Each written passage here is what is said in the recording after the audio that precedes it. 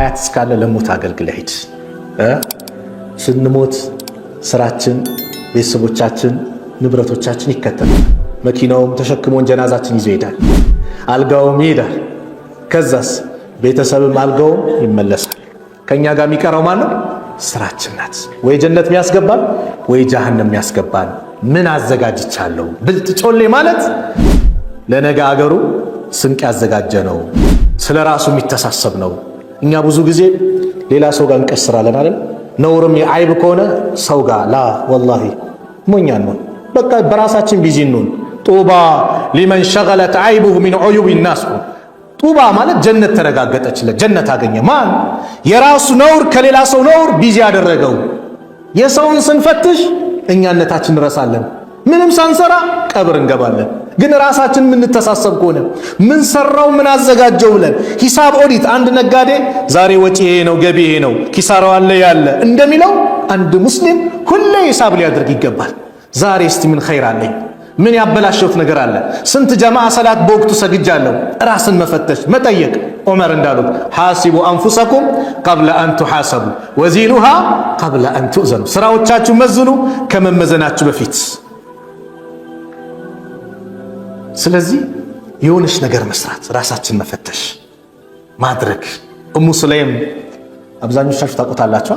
ኡሙ ሱለይም ታላቋ ሰሐቢት በጣም ጀግና ሴት ናት። አባ ጠልሃን ስታገባ የአነስ ብኑ ማሊክ እናት ናት። አባ ጠልሃን ስታገባ ለኢስላም የሰራችው ነገር በጣም የሚያጅብ ነበር። አባ ጠልሃ ፈለጋት፣ ኡሙ ሱለይምን ወደዳት። አንቺን ማግባት እፈልጋለሁ አላት። ምን እንዳለች ታውቃላችሁ? አንተ እኮ ለእንጨት ነው የምትሰግደው፣ ጣዖት ነው የምታመልከው። እንዴት ብለህ ነው እኔ ልታገባ የምትችለው? ታዲያ ምን ላድርግ? እኔ መህሬኑ ራሱ ማድረግልህ እስልምና ነው አለችው። መህሬን እስልምና ነው፣ ሻሃዳ ከያዝክ መህሬ እሱ ነው አለች። ራሷን አሳልፋ ለኢስላሚውን ነገር ያደረገች አንድ ሰውን ከጀሃነም ያዳነች ኡሙ ሱለይም። አባ ጠልሃን በዚህ መልኩ ነው ያገባችው። ኢማም ቡኻሪ ረሕመቱላህ ዐለይህ፣ ቡኻሪ ሲባል እንግዲህ ታውቃላችሁ። እውነት እኔ ስለ ቡኻሪ ከማንሳቴ በፊት እንደው እቺን ዱንያ ለቀን ስንሄድ ስማችን ማን ነው? ማሻአላህ ከሊኩ ከምባል ላይ ወይስ ኡፍ አላህ ገላገለን ከየትኛው ነኝ? እስቲ ራሳችን ቆም ብለን እናስብ። ማናችንም አይቀርልም እንገባለን ቀብር። ግን ከየትኛው ነው የምትጠራው? በምንድን ነው? ኢማሙ ነወዊ ሲባል ሰማላችሁ? ኢማሙ ነወዊ ሚስት የላቸው፣ አላገቡም፣ ልጅ የላቸው። ገና በጠዋቱ ነው የሞቱት በ45 ዓመታቸው። በሂጅራ 631 ላይ ተወለዱ፣ 676 ላይ ሞቱ። ዱንያ ላይ 45 ዓመት ነው የቆዩት። ግን ይሄው ዛሬ ኢማሙን ነወዊን የማይጠራ ሰው የለም። ሁሉም የሳቸው ልጅ ነው ማለት ነው። ለምን? በየመስጊዱ ሪያዱ ሷሊሂን ማይቀራበት የለም። ከቁርአን ቀጥሎ እኮ ይላሉ አንድ ዓሊም ሲያስቀምጡ ሪያዱ ሷሊሂን በጣም የሚነበብ የሚቀራ ኪታብ። ማን የጻፉት? ኢማሙን ነወዊ። 40 ሐዲስ ዑሰይሚን ሲናገሩ ወደ 50 የሚጠጋ ዑለማዎች ጽፈውታል 40 ሐዲስን። መሽሁር ሆኖ የታወቀው ግን የኢማሙን ነወዊ ነው። ምናልባት የኢኽላሳቸው መጠን ይሆናል ብሎ ይናገራሉ ዑሰይሚን ረሕመቱላህ ዐለይህ። ሁሌ ይታወሳሉ። ኢማሙ ነወዊ ረሕመቱላህ ዐለይህ ይባላል። ለምን? ዱንያ ላይ የሆነ ነገር አበርክቶ ስለሄዱ። ሰሂህ ሙስሊምን እኮ ለመጻፍ 2 ዓመት ፈጅቶባቸዋል። ጎናቸው ፍራሽ አልነካም ነበር ይባላል። ያን ሲጽፉ ያን ኪታብ ሸረህ ሲያደርጉ ማለት ነው። አንድ ቀን የሆነ እሸት ነገር ለመግዛት ሳንቲም አጡ። ያው ስሙን ይልበለው ሳንቲም አጡ በወቅቱ። ኢንሻአላህ ጀነት ላይ እንገናኛለን ብሎ ሄዱ። በዚህ ሁኔታ ዑለማዎች እንዲህ አልፈዋል።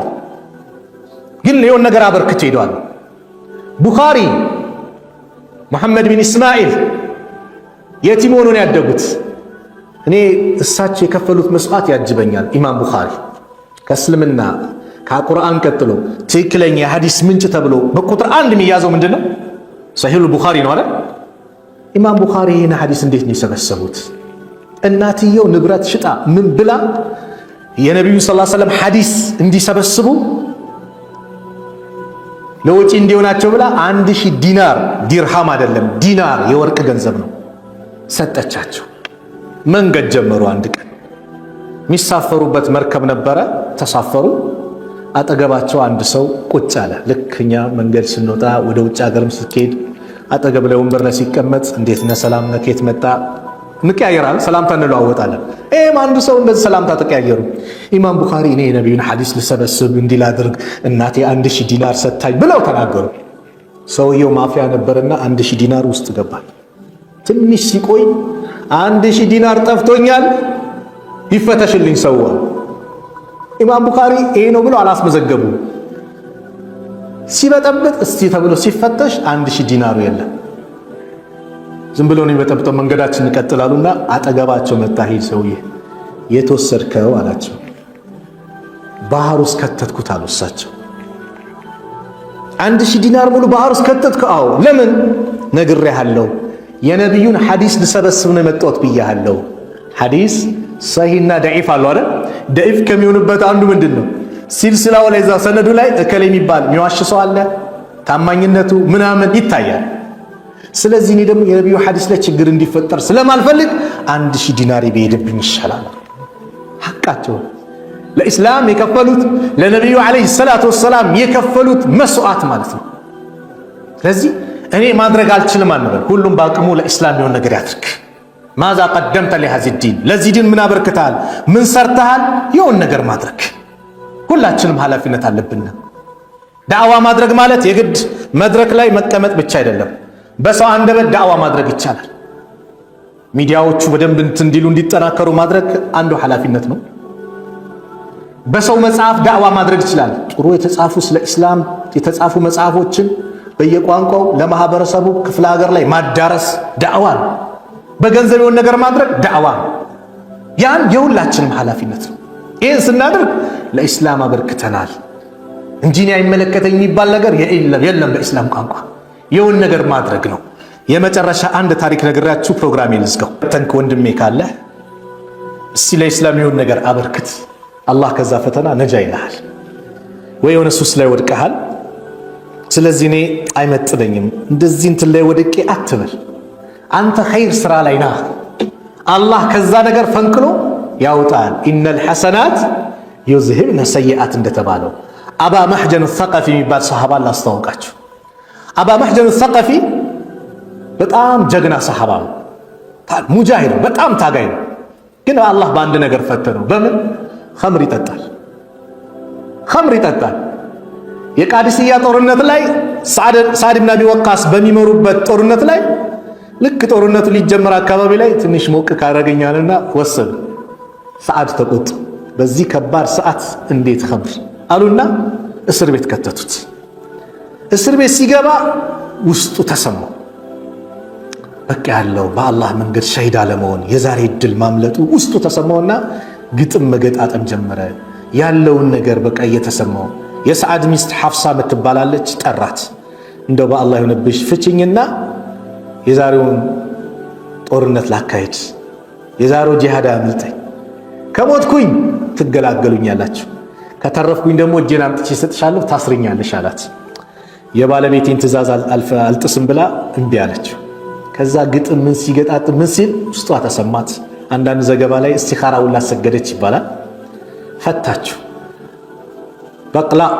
በልቃ የምትባል የሰዓድ ብን አቢ ወቃስ ፈረስ ነበረ። ሰዓድ ብን አቢ ወቃስ በዛ ጦርነት ላይ እግራቸው ስለቆሰለ ከፍ ያለ ቦታ ላይ ሆኖ ነበር ጦርነቱ የሚከታተሉት የሚመሩት። ፈረስ ሰጠችው። ፈረስ ያዘ፣ ፊቱን ሸፈነና ገባ። አላህ የሰጠው ትልቅ ስጦታ ስለነበረ ደረማመሳቸው። አላህ በሱ ምክንያት ድሉን ለማን አደረገው? ለሙስሊሙ አደረገው። ሰዓድ ብን አቢ ወቃስ በጣም በመገረም አባ መህጀን ነው እንዳልል አስርጀዋለሁ አለ። ፈረሴ ናት እንዳልል እሷንም ትቻት መጥቻለሁ። ይህ ጀግኔ አላህ ባሪያ ማን ነው? በጣም ተገረሙ። ጦርነቱ አለቀ። አባ መህጀንም እጁን ሰጥቶ እስር ቤት ውስጥ ገባ። ቃሉም ሞላ። እንዴት ነበር ስትለው፣ አረ አላህ አንድ ጀግና አላህ ባሪያ ላክልን። እንደው በቀላናት እንዳል ፈረሴ እሷ እዚህ ናት፣ አባ መህጀን እንዳልል እሱ እስር ቤት ነው አለ። እሱ ራሱ ነው አለችው። ሰዓድ አለቀሱ። የዚህ አይነት ተሰጥኦ ያለው ጀግና የሆነ ሰው የአላህ ባሪያ እንዴት በዚህ ነገር ላይ ሊፈተን? ከአሁን በኋላ ላልገርፍህ አሉት። አባ መህጀን ምን አለ? እኔም ከአሁን በኋላ ላልጠጣ ስትገርፉኝ ከፋራ ነው፣ እዚህ ነው ቅጣቱ የሚራገፍልኝ። ከተዋችሁኝማ የጀሃነም እሳት ነው ያለብኝ፣ እኔም አቆማለሁ አለ። ኢነል ሐሰናት ዩዝሂብነ ሰይአት። ስለዚህ ወንድሜ በሆነ ነገር መስጊድ የሆነ ነገር ይሰራል ከተባለ አገልግል። ቀብር የሚመነጠር አለ ከተባለ ሂደህ መንጠር። የሆነች ግን የሚሰራ አለ በቃ ስራ። አላህ በዚህ ኸይር ስራ ምናልባት ከተፈተንክበት ነገር ነጃ ሊያወጣ ይችላል። እኔ እንትንን ብለህ ሸይጣን ምን ያደርጋል መሰላችሁ ወንድሞች? አሬ ሁሉ ወንጀል ሰርታውን ከነዚህ ከደጋግ ሰዎች ጋር ልትሆን አታፍርም ይላል። ለምን? ተስፋ ቆርጠ እንድትሄድ ነው። አላህ ደግሞ ተስፋ የሚቆርጡትን ሰዎች አይወድም። ላ ተቅነጡ ሚን ረሕመቲላህ፣ ከአላህ እዝነት ተስፋ አትቁረጡ። ስለዚህ ያለውበት ሁኔታ ላይ መጥፎ ነበርና በዛ ሁኔታ ቢይዘኝ ምን ይውጠኝ ነበር ብለን አላህን አመስግነን በተሰጠን እድል መጠቀም፣ ወደ አላህ መቃረብ፣ አላህ ሱብሓነሁ ወተዓላን ምህረት መጠየቅ፣ ያለን እድል ልንጠቀምበት ይገባል ነው የዛሬ መልእክቱ። ጊዜያችንን ልንጠቀምበት ይገባል። ጊዜ ቀላል አይደለም። አላህ የማለበት ጉዳይ ነው። ወልዐስር ኢነል ኢንሳነ ለፊ ኹስር ኢላ ለዚነ አመኑ ወዐሚሉ ሷሊሓት ወተዋሰው ቢልሐቅ ወተዋሰው ቢሰብር። ወልዐስር አላህ በዘመናት እምላለሁ ወይም በዐስር ሰላት ወቅት ወይም በነቢዩ ዘመን ተባለ። አላ ኩሊ ሃል አላህ በፈለገው መማል ይችላል። የሰው ልጅስ ከአላህ ውጭ በማንም መማል አይፈቅድም። እናቴ ትሙት፣ አባቴ ይሙት፣ ነቢያችን ሸሆቹን የዘመኑ ደግሞ ከፊት ይሽጥፋኝ ምናምን፣ ይሄም አይፈቅድም። መማል ካለበት አንድ ሰው በማን ይማል? በአላህ። አላህ ግን በፈለገው ወዱሃ ይላል፣ ወለይሊ ወልቀመሪ፣ በፈለገው መማል ይችላል አላህ። የሰው ልጅ ግን ከአላህ ውጭ በማንም መማል አይችልም። አላህ ደግሞ ምሎ የሚናገርበት ቀጣዩ ጉዳይ ከባድ ነው። ኢነል ኢንሳነ ለፊ ኹስር አለ። የሰው ልጆች እኮ ኪሳራ ውስጥ ነው ያሉት። ነጠላቸው። ኢላ ለዚነ አመኑ፣ እነዛ ማመን በሚገባቸው ነገር ላይ ያመኑ፣ ወዐሚሉ ሷሊሓት፣ መልካም ስራን የሰሩ። መልካም ስራ ብዙ ነው የሰሩ። ወተዋሰው ቢልሐቅ፣ በሐቅ ነገር የተመካከሩ። ዑለማዎቹ ስለ ኢስላም፣ ስለ ዳዕዋ፣ ስለ መሳሰሉት ነገር መነጋገር፣ መመካከር። ወተዋሰው ቢሰብር፣ በትዕግስትም የተመካከሩ። ለዚህ ነው ኢማሙ ሻፊዒ ረሕመቱላሂ ዐለይህ አንድ ኪታባቸው ላይ ምናሉ? አላህ ከዚህ ሱራ ለውላ ማ ኡንዚለት ሱረቱን፣ አላህ ከዚህ ሱራ ውጭ ሌላን ሱራ ባያወርድ ኖሮ ለከፈትሁም፣ በበቃቸው ነበር። ምንድነው አውርደዋል እንጂ ባያወርድ ኖሮ እች ሱራ በቂ ነበረች። ቀደምቶቹ ሰለፎቹ ሰሃቦች ሲገናኙ እችን ሱራ ይቀራሩ ነበረ፣ ትልቅ መልእክት ስላላት። ስለዚህ ጊዜያችንን በአግባቡ እንጠቀም፣ የተሰጠን እድል እንጠቀም። ፋተ ወፋት፣ ያለፈው አልፏል፣ የወደፊቱ ገይብ ነው። ወለከ ሰዓተ አንተ ፊሃ፣ ያንተ ሰዓት ማለት አሁን ያለህባት ናት። ያን እድልን መጠቀም፣ በተሰጠህ እድል መጠቀም። እንዳልኳችሁ ገንዘብ ሰጠ አላህ መጠቀም። አይ ቆይ ምናምን አትበል። አንዱ ሐጅ 24,000 ብር ሲደረግ ቆይ 2,000 ብር ላጠራቅም ብሎ ያጠራቅማል አሉ። 2,000 ብር ምን ሊያደርግ? ሐጅ ሊያደርግ። ከዛ ጓደኛው ምንድነው የምታደርገው አሉ። አይ ሐጅ ላደርግ 2,000 ብር እያጠራቀምኩ ዓመት ሲሞላ 24,000 ይሞላል እሄዳለሁ አሉ። አላህ ሁሉ ሀብት ሰጥቶ እኔ አንተ ሀብት ቢኖረኝማ ወዲያው ነበር የሚሄደው። እንደው አልሐምዱሊላህ ብላ አትሄድም እንዴ አሉ። ነገ እኮ ዋስትና የለም በአንተ እጅ አይደለም ነገ አሉ። አይ ብዙ ነው አጠራቅሜ ካልሆነ። ይህ ጓደኛው ነው ታሪኩ የሚነግረኝ። አላህ የዚህን ሰው ንብረት በፈለገው መንገድ አጠፋበት። ወፍጮ ቤቶች ነበሩ፣ በቃጠሎ መኪና በመገልበጥ ብቻ ወደመበት። ይህ ሰው ምን ይቆጭ ነበር? ምን ነው ሐጅ ባደረኩ ይል ነበር። ስለዚህ የሆነ በሰጠ ሰዓት ላይ እድል ላይ ማንኛውም ነገር መጠቀም። አላህ ፉርሳውን ሲሰጥህ ያንን ፉርሳ መጠቀም ነው። ላናገኘው እንችላለን። ለነገው ቦታ ቤታችን ማዘጋጀት ያው ጭንቀታችን ምን ያለበት በቃ ጭንቀታችን ነገ ቀብር ስገባ ልክ ስሞት ስሜ ይቀየራል። የሁሉም ስም ጀናዛ አይደል ሬሳ ነው የሚባለው፣ ስም ይቀየራል። ሱብሃንአላህ። ይህ ሰው ታዲያ እንዴት በጊዜው እንዴት ይባክናል? ይህ ሰው ስሙ የሚቀየር አካል እንዴት ይኩራራል? ስሙ የሚቀየር አካል እንዴት በጊዜው ይቀልዳል? ስለዚህ ጊዜያችን ቀላል ወቅት አይደለምና እንጠቀምበት ለማለት ነው። ጥሩ ከተናገርኩኝ ከአላህ ነው፣ ከተሳሳትኩም ከነፍሴና ከሸይጣን ነው። አላህ ሱብሓነሁ ወተዓላ እዚሁ ቤት እንደሰበሰበን ነገም ጀነተል ፊርደውስ እንድሰብስበን መጨረሻችን አላህ ያሳምርልን። በጊዜያችን በአግባቡ የምንጠቀም አላህ ያድርገን። እንደው ነቢዩ ሰለላሁ ዐለይሂ ወሰለም በአንድ ሐዲስ ላይ ኒዕመታኒ መግቡኑን ፊሂማ ከሲሩ ሚነናስ ያሉት ሐዲስ አለ። ሰዎች ከሁለት ኒዕማ በጣም የዘነጉ ናቸዋል። ሁለት ኒዕማ ምን? አስሐት ወልፈራሁ፣ ጊዜንና ጤንነትን በጣም ይዘነጉታል። ትልቅ ኒዕማ ነው፣ ይዘነጉታል አሉ።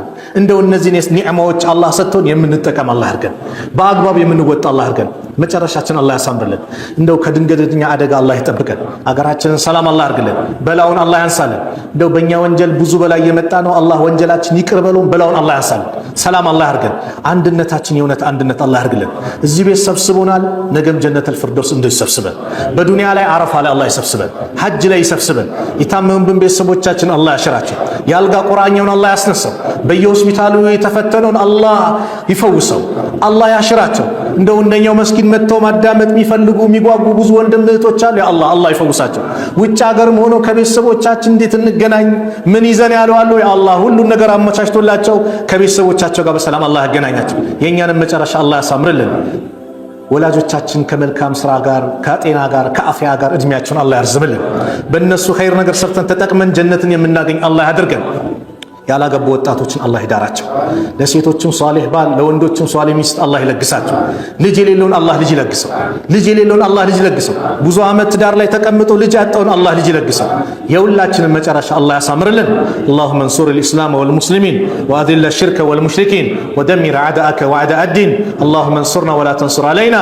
اللهم من أرادنا وأراد المسلمين بسوء فاشغل بنفسه. اللهم نجنا من بطش الظالمين. اللهم انصر من نصر الدين واخذل من خذل المسلمين. ربنا آتنا في الدنيا حسنة وفي الآخرة حسنة وقنا عذاب النار. وصلى الله على نبينا محمد وعلى آله وصحبه وسلم. وآخر دعوانا أن الحمد لله رب العالمين. السلام عليكم ورحمة الله.